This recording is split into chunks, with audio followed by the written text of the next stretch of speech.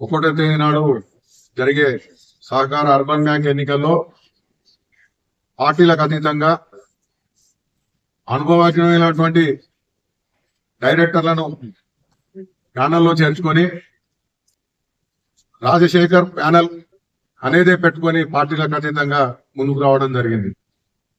పార్టీలకు అతీతంగా ఎందుకంటే బ్యాంకులో రాజకీయ జోక్యం ఉండకూడదు.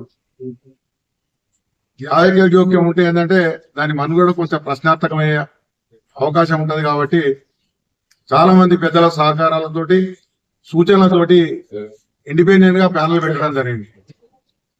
దీని ద్వారా ఏంటంటే మాకు అందరూ కూడా మద్దతు ఇస్తున్నారు. రకరకాల స్వచ్ఛంద సంస్థలు కానీ అన్ని పార్టీలు కానీ ఏదైనా కూడా ఏంటంటే ఇండిపెండెంట్ ప్యానల్ కాబట్టి మీకు సహకారం అందిస్తున్నాం అని చెప్తుండ్రు. వారందరికీ కూడా ధన్యవాదాలు తెలియజేస్తూ ముఖ్యంగా బ్యాంకు అన్నగారు ఆధ్వర్యంలో ఒకసారి డైరెక్టర్ 96లోకి వెళ్ళడం జరిగింది. డి శంకర్ అన్న గారు చైర్మన్ ఉన్నప్పుడు 2000 కోట్లసారి డైరెక్టర్ గారికి వెళ్ళడం జరిగింది. అప్పుడు వైస్ చైర్మన్ గా కొనసాగినాను. 2007వ సంవత్సరంలో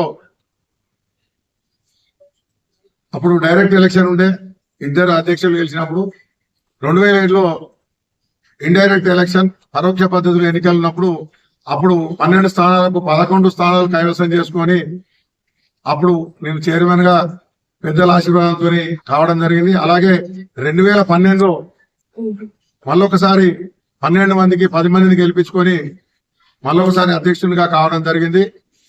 ఈ సందర్భంగా చెప్పేది ఏంటంటే 2007 సంవత్సరం వరకు నేను చైర్మన్ కాకముందు బ్యాంక్ యొక్క డిపాజిట్స్ మొన్ననే జనరల్ బాడీ జరిగింది. దానిలో ప్రచురించినటువంటి యొక్క సంఖ్య మీకు చెప్తున్నాను. 2007 సంవత్సరంలో 24 కోట్ల రూపాయల డిపాజిట్స్ ఉండే.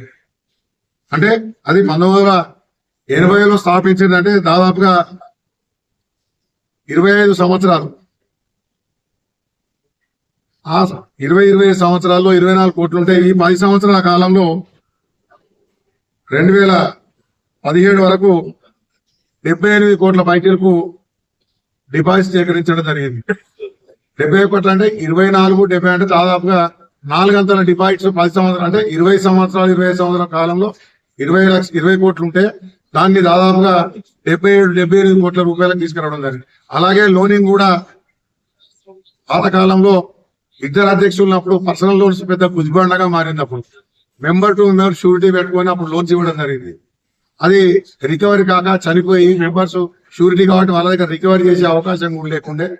అప్పుడు ఉన్నటువంటి పరిస్థితులలో ఆ యొక్క పర్సనల్ లోన్స్ మొత్తానికి క్లోజ్ చేసి only security loans reserve bank ఆదేశానుసారం రిజర్వ్ బ్యాంకు వాళ్ళతోటి వాళ్ళు ఏదైతే చెప్పిందో సెక్యూరిటీ లోన్స్ ఇవ్వమని చెప్పిండ్రు, ఇల్లు మార్టిగేజ్ చేసుకొని ఇవ్వమన్నారు. అదే పద్ధతిలో ఇచ్చినాం. ఇప్పటికి కూడా అదే కొనసాగుతూ వస్తుంది. రికవరీ కూడా దాదాపుగా 20-25% ఉన్నదాన్ని 10 నుంచి 12% ఎన్పిఎన్ తగ్గించి ఓవర్ డ్యూస్ తగ్గించి బ్యాంకును మంచి అభివృద్ధి పట్ల చేయడం జరిగింది. అప్పుడు వేసినటువంటి ఆ యొక్క బీజాలు అప్పుడు వేసినటువంటి అభివృద్ధితోటే ఇప్పుడు గంగాధర బ్రాంచ్ కూడా రావడం జరిగింది. ఎందుకు చెప్తున్నానంటే ఈ యొక్క ఎన్నికలు ఎప్పుడైతే గౌరవ హైకోర్టు స్టే ఇచ్చిందో ఆ స్టే ఇచ్చిన తర్వాత 8.5 సంవత్సరాల కాలం ఏ ప్రభుత్వం ఉన్నా 6 నెలలకు ఒకసారి పిఐసి కమిటీ వేసింది, పర్సన్ ఇన్ఛార్జ్ కమిటీ అని వేసారు. వేసినప్పుడు ఏంటంటే ఈ 8.5 సంవత్సరాల కాలంలో ఓన్లీ 8.5 కోట్ల రూపాయలు మాత్రమే డిపాజిట్స్ రావడం జరిగింది. అంటే పాలక వర్గం మంచివారు ఉంటే కరీంనగర్ ప్రజలు కానీ జగిత్యాల ప్రజలు కానీ మెంబర్స్ కానీ డిపాజిట్స్ మన బ్యాంకులో పెడతారు. నమ్మకం లేనప్పుడు డిపాజిట్స్ పెట్టరు. అందుకే మేము ఉన్నప్పుడు అంటే ఏదైతే జరిగిందో అభివృద్ధి దాన్ని దృష్టిలో పెట్టుకొని గౌరవ సభ్యులంతా కూడా మా యొక్క ప్యానల్ను ఆదరించి అఖండ మెజారిటీ తోటి మా 12 మంది డైరెక్టర్లను గెలిపిస్తే మళ్ళీ బ్యాంకును 5 సంవత్సరాలలో దాదాపు 200 కోట్ల వరకు డిపాజిట్ తీసుకొని లోనింగ్ కూడా డిపాజిట్ తీసుకున్నంత మాత్రాన మనం బ్యాంకులో పెట్టుకుంటే మనం ఇంట్రెస్ట్ కట్టాలి. లోనింగ్ కూడా పెంచాలి. రకరకాల లోనింగ్స్ ఇప్పుడు హౌస్ మార్టిగా ఇస్తున్నాం, హౌస్ కన్స్ట్రక్షన్ స్టార్ట్ చేస్తాం. తర్వాత ఓవర్ డ్రాఫ్ట్, క్యాష్ క్రెడిట్ సౌకర్యం ఇటువంటి అవన్నీ స్టార్ట్ చేసుకొని లోనింగ్ అనేది కొత్త తరహాలో తీసుకొచ్చి కార్పొరేట్ బ్యాంకులకు ధీటుగా బ్యాంకుని అభివృద్ధి చేయడానికి మా యొక్క పాలక మండలి కృషి చేస్తానని సందర్భంగా తెలియజేస్తాం. అలాగే 2 విషయాలు ఇప్పుడు ఈ యొక్క పోటీలో వెలిచాల రాజేంద్రరావు గారి ప్యానల్, అలాగే గడ్డం విలాసిరెడ్డి గారి ప్యానల్ ఉన్నది.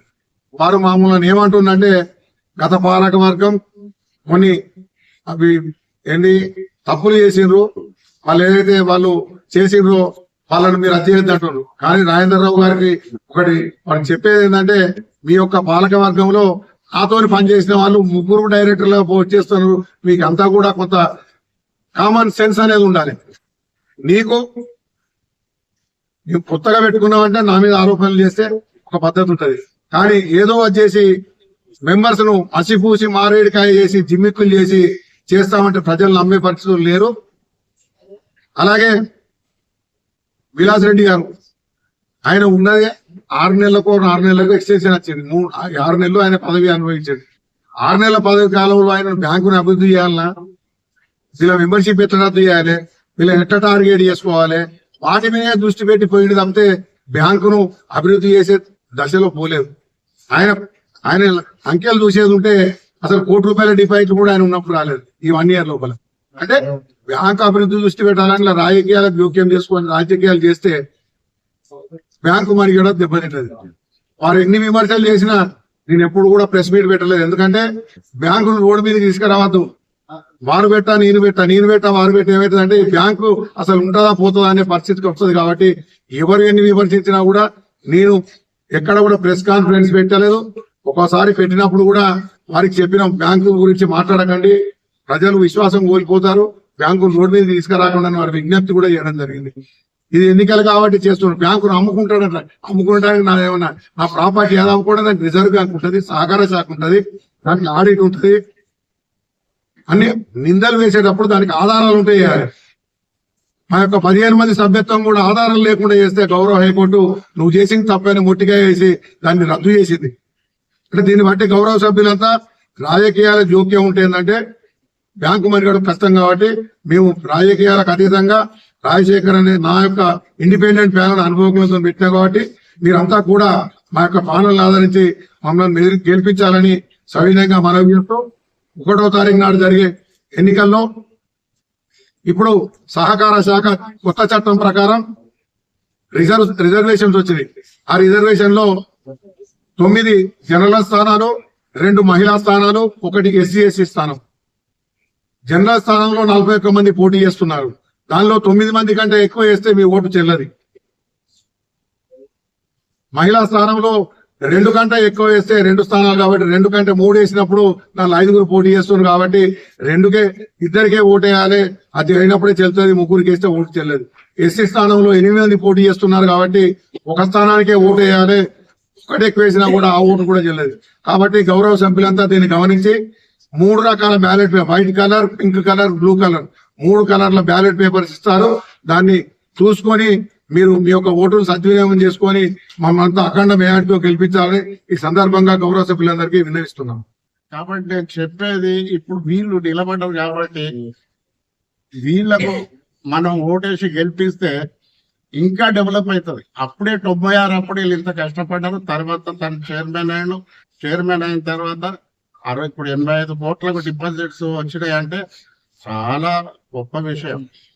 ఎందుకంటే ఇది రాజకీయాలకు అతీతంగా నడిపించే బ్యాంక్. అది ఇలా రాజకీయంగా చూపించేది ఉంటే సమావేశాల సందర్భంగా ఈ ఓటర్లకు చెప్పేది ఏంటంటే ఈ కర్ర రాజశేఖర్ గారి ఛానల్ ను గెలిపించి బ్యాంకు అభివృద్ధికి తోడ్పడాలని మనం చేస్తాం. 40 సంవత్సరాల క్రితం ఏర్పాటు చేసినటువంటి అర్బన్ బ్యాంకులు దాని యొక్క ఆలోచన చిన్న వ్యాపారస్తులకు సహాయం అందించాలనే ఉద్దేశంతో కరీంనగర్ చాలా పెద్దలందరూ కూడా ఇక్కడ కలిసి అప్పుడు శర్మ కలెక్టర్ గారి ఉన్న సందర్భంలో ఈ బ్యాంకును ఏర్పాటు చేయడం జరిగింది. దానివల్ల చిన్న వ్యాపారస్తులకు చిన్న లోన్లు ఇచ్చే సందర్భం ఏర్పడిన బ్యాంకులు ఇప్పటికి 2020 సంవత్సరంలో దాదాపు 120 కోట్ల టర్న్ ఓవర్ బ్యాంక్ అభివృద్ధి చెందింది. కాబట్టి భవిష్యత్తులో కూడా ఈ బ్యాంకు ఇంకా అభివృద్ధి చెందాలని కోరుకుంటూ మరి ఇప్పుడు ఈ ఎన్నికలు రేపు కాదు ఎల్లుండి పోలింగ్ సమయం వచ్చింది కాబట్టి ఈ ఎన్నికలు ఏర్పాటు చేసిన సందర్భంలో మరి ప్యానల్ రాజశేఖర్ గారి యొక్క కర్ర రాజశేఖర్ గారి యొక్క కమిటీని సమర్థిస్తూ ఒక మంచి సభ్యులను ఈ కమిటీలను ఏర్పాటు చేసి బ్యాంకును ఇంకా పైకి తీసుకొస్తానికి ఇంకా అభివృద్ధి చేస్తానికి ఒక మంచి ప్యానల్ కమిటీ ఏర్పాటు చేసి ఈ ఎన్నికల ముందు పోయే పరిస్థితిలో గౌరవ బ్యాంకు సభ్యులందరూ కూడా బ్యాంకు దృష్టిలో పెట్టుకొని బ్యాంక్ అనేది ప్రజల యొక్క ఆర్థిక సొమ్ము కాబట్టి దాన్ని కాపాడటానికి చాలా జాగ్రత్త పడాల్సిన అవసరం ఉంటుంది కాబట్టి ఎలాంటి అవకతవకలు జరగకుండా భవిష్యత్తులో ప్రజలకు అన్ని సౌకర్యాలు బ్యాంకు ద్వారా అందించడానికి ఈ కమిటీ ఏర్పాటు చేస్తుందని నమ్మకంతో మీరందరూ మేము కోరుకున్న ప్రకారంగా ఈ సభ్యులందరూ కూడా ఈ కమిటీని ఈ పాలక వర్గాన్ని ఎన్నుకుంటే బ్యాంక్ ఇంకా అభివృద్ధి చెందని మేము ఆశిస్తున్నాం. మరోసారి ప్రజలందరినీ కూడా కోరుకుంటున్నాం. బ్యాంకులు కూడా సూచన ఏంటంటే ఈ వచ్చే కమిటీ ఏదైతే ఉందో మనం కూడా ఎలాంటి ఇబ్బందులు లేకుండా తప్పులు జరగకుండా చాలా జాగ్రత్తగా ఈ బ్యాంకును అభివృద్ధి తీసుకోవడానికి కాపాడాలని కోరుతూ మిమ్మల్ని అందరినీ కోరడం జరిగింది. కానీ బ్యాంకులో రాజకీయం ఉండదు. అంతే నేను అనేది.